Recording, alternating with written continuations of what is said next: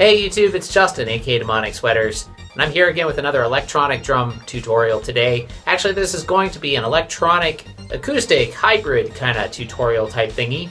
But before we get started on this, let's talk about DistroKid. If you want to get your music on all the streaming services for one low annual fee, check out DistroKid. There's a link down below. You can get 7% off using my link down below. Anyway, let's go ahead and get started. So today what I wanted to talk about was how to basically set up your triggers to get the best results if you're using acoustic drums within your drum module. And what this entails is basically going into the advanced trigger settings and understanding what all these different settings do. So I'm going to try, there's a few of my drums, mainly my snare drum and my floor tom, where I need to kind of fine tune the trigger settings a little bit.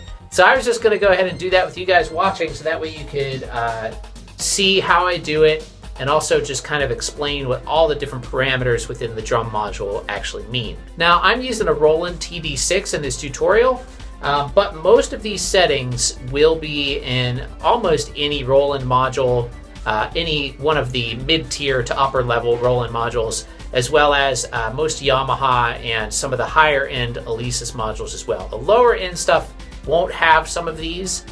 So if you're using like an Alesis Nitro module or something like that, you're not going to have a lot of these settings. So it makes it a little bit more difficult to get good results on acoustic drums with one of those modules. So anyway, some of the main problems you'll run into when you are triggering acoustic drums, one of the most common things is retriggering.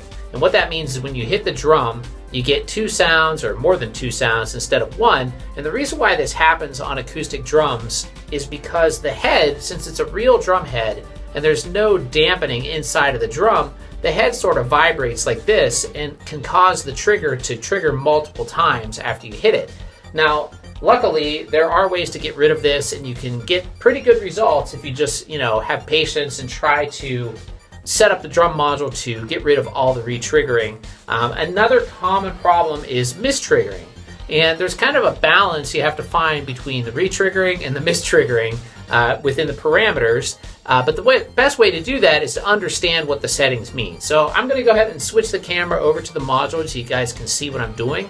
And then I'll explain what all the different parameters that I'm adjusting do as I do it. So anyway, here we go. All right, hopefully you guys can see the screen okay.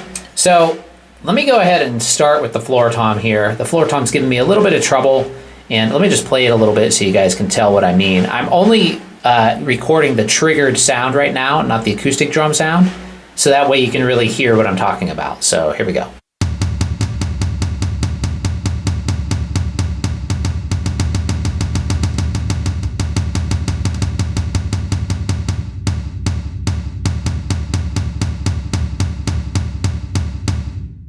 It's not too bad, actually. It's actually not as bad as I thought it was, but there were a couple double triggers in there. So let's go ahead and start working on how to get rid of those. So let's go in here and get into the advanced settings. On the TD6, I have to hold down Shift and then press Edit. Then you'll see Utility pops up here. And then I can, well, first let's check out Trigger Basic so we can see what this is. So I'm just going to press Enter. Now here, this is where you select your trigger type. And right now it's just set to acoustic trigger. Pretty much what I want for this particular drum. But sometimes what you can do is if you go through the other trigger types, some of them will, react better depending on what drum you have. I mean, if you're using the pad that's listed, obviously use that. But the different trigger types have different parameters, like presets basically. And that's pretty much the only difference between them. It's not like they won't work with the wrong trigger type selected. Some features won't work, like for example, the snare drum is dual zone, so I have to select a dual zone trigger type in order for it to be recognized both zones. But anyway, kind of jump around topics here. Let's talk about the floor tom. And let's go back to using the acoustic drum trigger. All right, so let's take a look at some of the other basic parameters. We have sensitivity. Now, sensitivity basically is how hard you have to hit the drum for it to reach maximum velocity. And what I mean by that is like to reach the maximum volume, the higher the sensitivity, the less hard you have to hit it for it to reach maximum volume. And the TD6 gives you that little bubble right there. As it grows, it's telling you that it's reaching maximum volume. So 12 is pretty high, actually. I don't know why my snare trigger keeps going off. Okay. So let's turn that down a little bit. Let's go to like 10, which is what my rack tom is at. And I think that's pretty good. So let's go to the next parameter. Threshold is basically where in how hard you hit before it actually triggers. So if you have a threshold set at 0, the lightest touch will create a trigger. If you set it up a little bit higher, then some little basic taps won't set it off like that. But the stick still does. And sometimes that can help to get rid of some retriggering. So I just turned it up a little bit. But it didn't really make that much of a difference. But let's leave it at 7 for now. And let's look at the next one. So trigger curve, this is basically the type. Let me zoom out a little bit so you can see my hand. It's describing the curve of the velocity when you hit the drum. And what that means is linear is basically the most natural sounding drum curve, like in volume. If you turn it to one of these other ones, they could be useful for some other types of triggers, or if you just play a little bit differently. Loud is going to be less dynamic, and some of the other ones are more or less dynamic, but linear is pretty much what you want most of the time. So I'm going to leave that there. Now, crosstalk cancel. Now, crosstalk, say if I hit my snare drum, my floor tom is accidentally being triggered. Now, you can get rid of that by turning up the crosstalk cancel. Now, the only drawback of that is if you turn it up too much, sometimes you'll end up mistriggering. And what I mean by that is if you hit the drum, it doesn't trigger at all. So you want to be careful with the crosstalk cancel. Most of the settings like this, you want to have as low as possible without issue. So I'm going to leave this one at 40 for now. All right, let's see what else we have. All right, that's all for the basic settings. So now let's go into the advanced settings.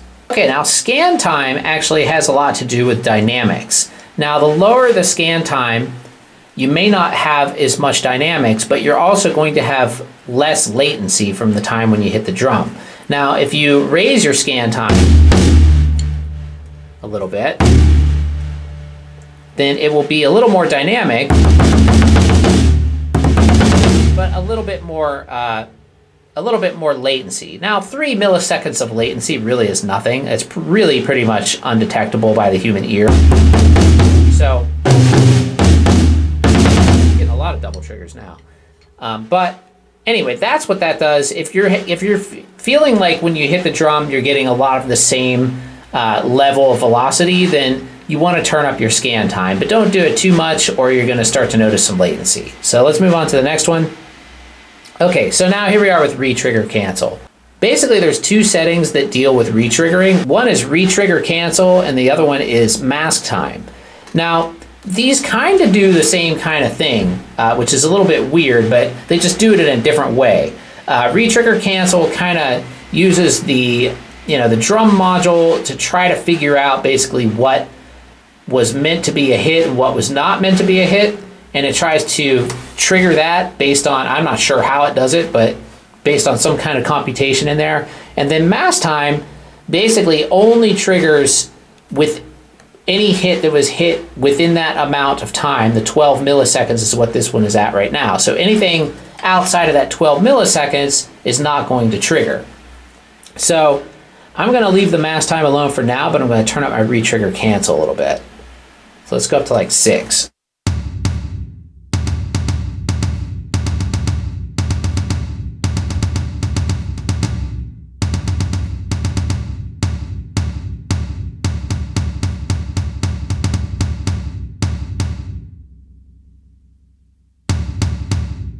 Happening also because this floor tom has quite a bit of bounciness to it. So sometimes you may have to actually muffle your head a little bit. I already have a couple of pieces of tape on here, but I think I'm going to add another one just to make it a little bit less reboundy. And sometimes even putting some on the bottom might help, the bottom head. So I'm going to do that first, actually.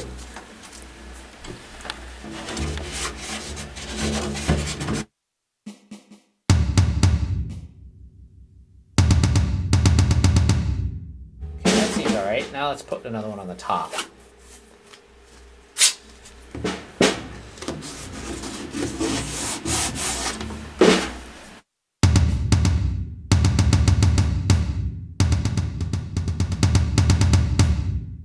So I'm actually going to increase the scan time a little bit on this floor tom some more. Let's see if that helps. Oops, sorry.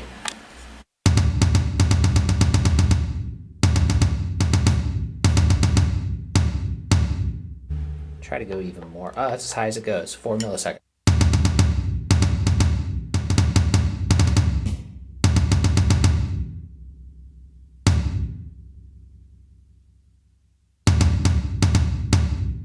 Some mistriggers, so let's keep playing with it a little bit. Let's go to our sensitivity.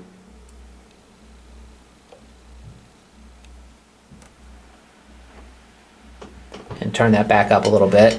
Oh no, sorry, let's try it at 11, but also let's go to our threshold and lower that.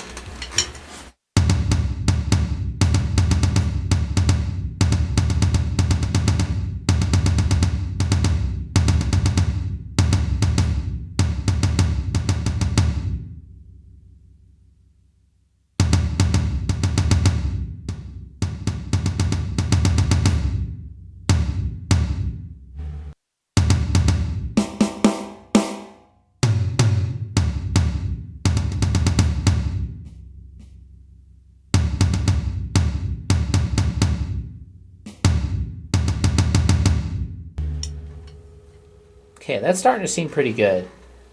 So let's go back to the advanced settings.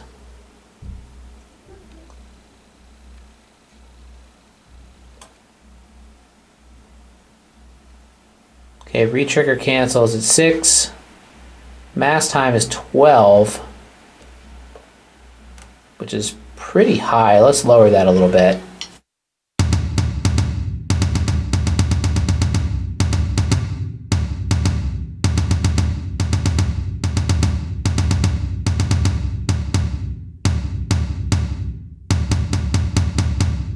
This is a homemade trigger that I'm using on this floor tom, so this one doesn't really work quite as good as the one on my rack tom, which is the D-Drum Red Shot. But I think it's okay. I'm going to add one more piece of tape though. I don't want to totally kill the sound of my drum because the drum sounds I'm getting are, they're mixed between the actual drums and the electronic sound.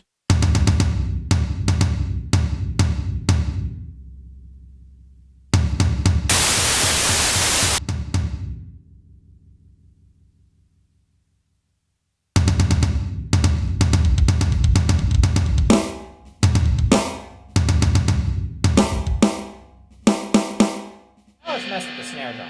We're just going to stay in the advanced settings here. Mass time. Well, I want to keep that pretty low because I do a lot of ghost notes and accents and stuff on my snare. So retrigger, I do want to raise that a bit. I'm getting some retriggering on my snare drum.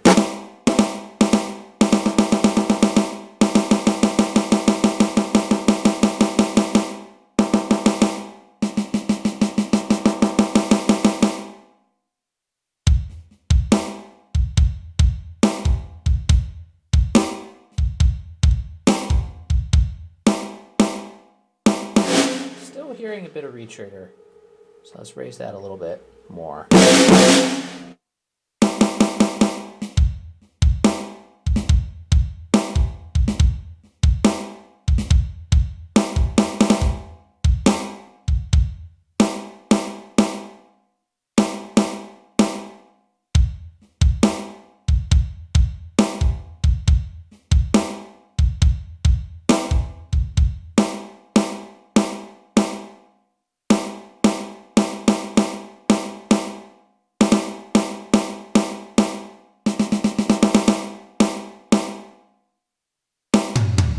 That seems pretty good. Now let's hear it with all the drums. Now let's hear it with the microphones on too, so you guys can hear what it all sounds like.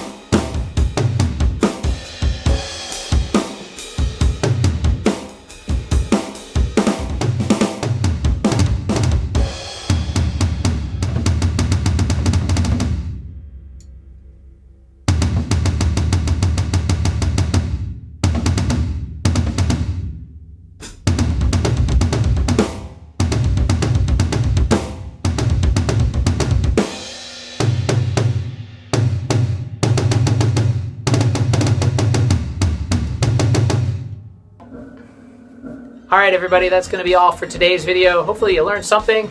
If you have any questions or comments, feel free to leave them down below. And don't forget to subscribe and click the bell icon so you get notified every time I upload new content. Also, follow me on Spotify. There's a link down below. And if you could do that, that'll really help me out. So anyway, thanks for watching, everybody, and have a wonderful day. Bye.